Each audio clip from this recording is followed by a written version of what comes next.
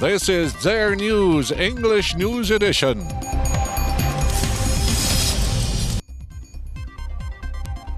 President Abdelaziz Bouteflika has affirmed that Algeria is steadily striving to help restore peace and stability in Libya and Mali.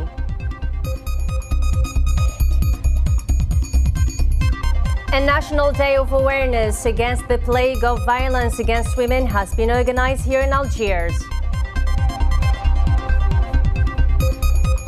And the U.S. city of Ferguson has been the scene of renewed street violence after a grand jury verdict clearing police officer Darren Wilson of murder charges.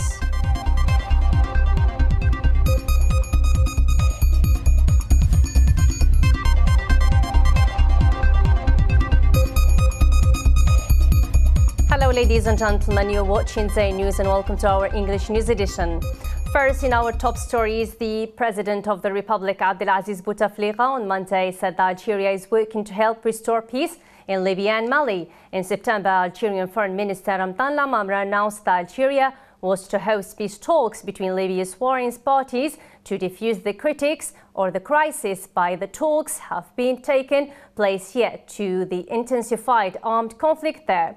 Algeria's peace initiative encourages comprehensive peace dialogue in Libya without any foreign intervention. Lamamra called on Libya's disputing parties to reach a ceasefire first and urged carrying out the embargo decided by the United Nations. Meanwhile, Algeria has initiated an inter-Malian peace talks since July as Malian protagonists signed two documents, a roadmap for negotiations and declaration of cessation of hostilities between the government of Mali and 6 politico-military movements in the north of the country. Algeria is hosting a third round of these inclusive peace talks.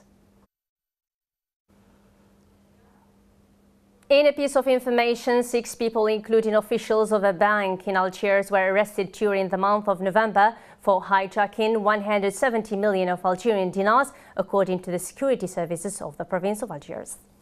And 6,985 cases of violence against women were registered across Algeria during the first 9 months of 2014, said Monday the Chief Superintendent Kenza Razem, manager of the Judicial Police. The National Day of Awareness Against Violence Against Women was organized in coordination with the People's Assembly in Algiers Province, the Academy of Civil Society and of the National Observatory of Women. Algiers tops the Algerian provinces as it recorded the highest number of cases of violence against women with more than 1,100 cases, followed by Oran with over 500 and Constantine over 300.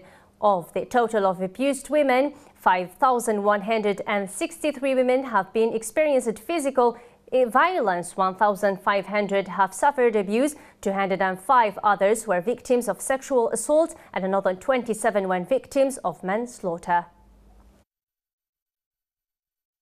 The existing conflict between the National Education Minister Nadia Kasmi and her social partners has turned into a real crisis that threatens the education sector, especially after this decision issued by the Three-Phase Education Workers' Council, which states to go on a strike on the 8th and the 9th of next December because the Education Ministry declined to respond to their demands. In a reaction to the school, bursars and workers of the Ministry of Justice facing the threats of sanctions have, however, reaffirmed the determination to continue their open-ended strike. Amina Jalal has some more. It seems that the past year's scenario that always ended with temporary solutions after applying the tensile and tight policy between the Education Ministry and the syndicates will be repeated again, especially after the deliverance made by KNAPSET, the Independent National Council of Education Workers, to go on a strike on the 8th and 9th of next December. On the background of the failure of the last meeting with the Education Minister, Mrs. Nadia Kasmi, especially after the fact that the outstanding issues of the last years have not been studied effectively. This time, the Education Minister's problem do not only lie in the failure of her last meeting with the social partners, but even the bursars decided to raise the challenge and continue the open-ended strike by ignoring the minister's threats and the Justice Ministry deliverance, and calling for the organization of regional stops all over the country. According to many observers, to put an end to this crisis that started to irk the education family and which looms for 1 year depends on the intervention of the Prime Minister, since the trust between the Education Minister and the social workers has been shaken. 11 persons were slightly injured on Tuesday morning when a bus carrying them veered off on the highway in Jbahia municipality in the province of Bwira. The bus was on its way to the central Algiers. The accident occurred at around 5 a.m. and it was due to the severe rains the area witnessed in the last 24 hours. According to local reports in the municipality of Jbahia, those injured were taken to the hospitals to receive proper health care. Local authorities have opened investigations into the circumstances surrounding this road accident. In the first experiment carried out by the Laboratory of Industrial Engineering and Sustainable Development since its inception, the National Meeting of Used Material and Renewable Energies is being held at the University in Center Ghilizan in Western Algeria, in the presence of the center's teachers and students, as well as researchers from over the country. Amina Joulal again. The first national meeting of used material and renewable energies is being held at the University Center in Ghilizan in the presence of teachers, professors, researchers and some industrialists from all parts of the country to discuss the issues of material science and renewable energies. We've offered many suggestions, among them the file of renewable energies. We hope the Scientific Research Department in Algeria would develop this field, because we're really in need of renewable energies. The meeting is lasting 2 days and it is the first experiment carried out by the Industrial Engineering Laboratory and Sustainable Development of the University Center of Ghilizan. We came here to find out about the projects that our teachers have suggested concerning the laboratory in our university in Ghilizan. The purpose of the meeting is to bridge the university to the industrial schedule which is planned for the next days, and this will pave the way to develop the two fields professionally and scientifically. On the international news scene, Tunisia's presidential poll was generally satisfactory despite a handful of minor violations. International and local observers who monitored Sunday's poll said on Monday.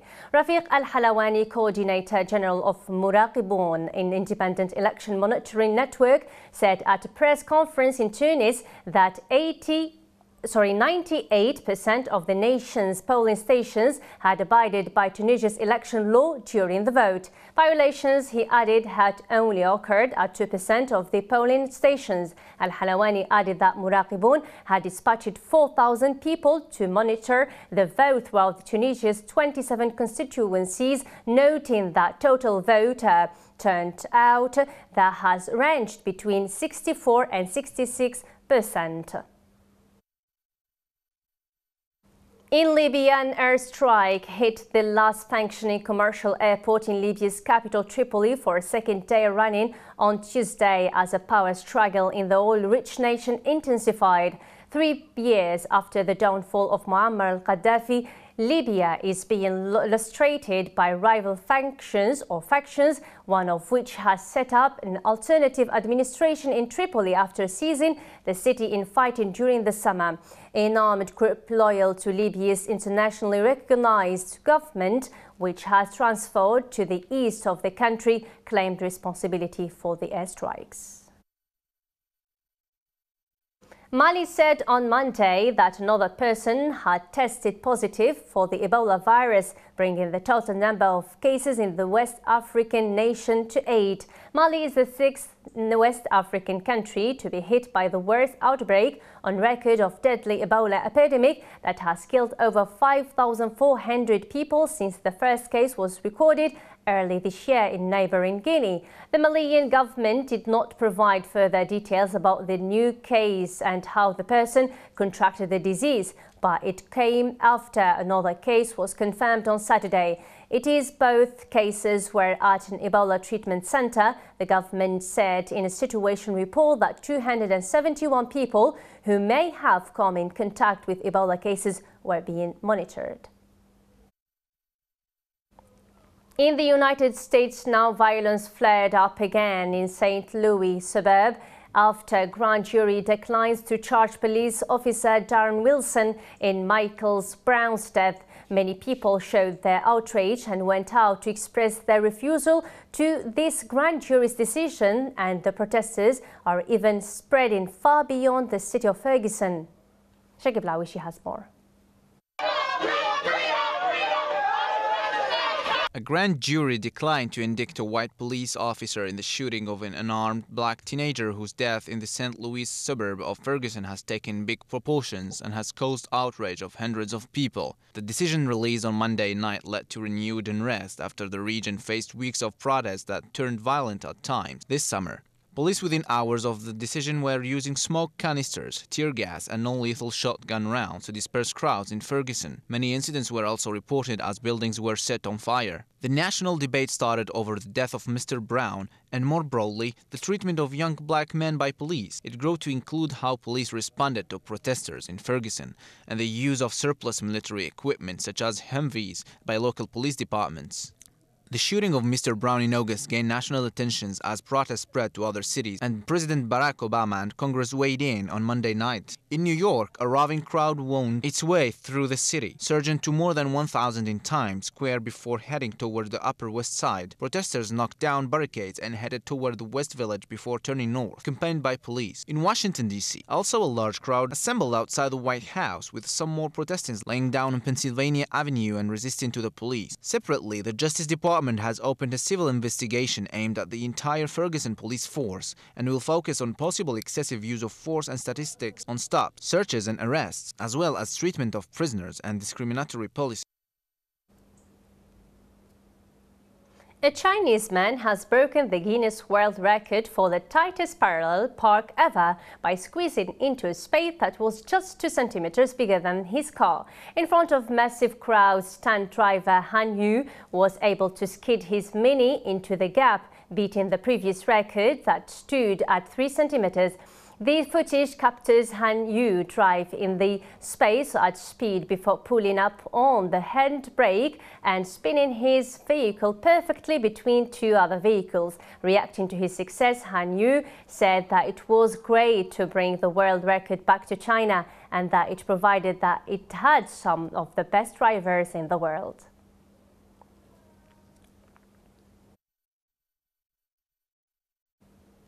And finally, to wrap it up, Haraga's Illegal Immigrants, a film by Algerian filmmaker Dzair will participate in the first Bahrain Film Days, which will take place in Manama from the 26th to the 30th of November, said the event's organizers. Lasting 95 minutes, the film is French-Algerian production, which deals with the illegal immigration.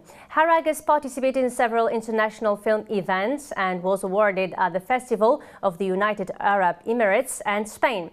The first edition of Bahrain Film Days, which will focus on the Asian cinema, will pay tribute to several Arab filmmakers who will take part in this cultural event, in addition to the films to be screened from Turkey, the United States of America, Mexico, Denmark and Cambodia.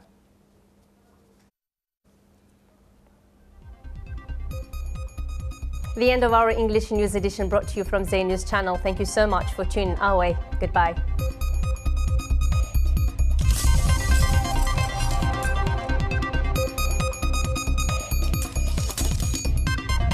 That was Dzair News English News Edition.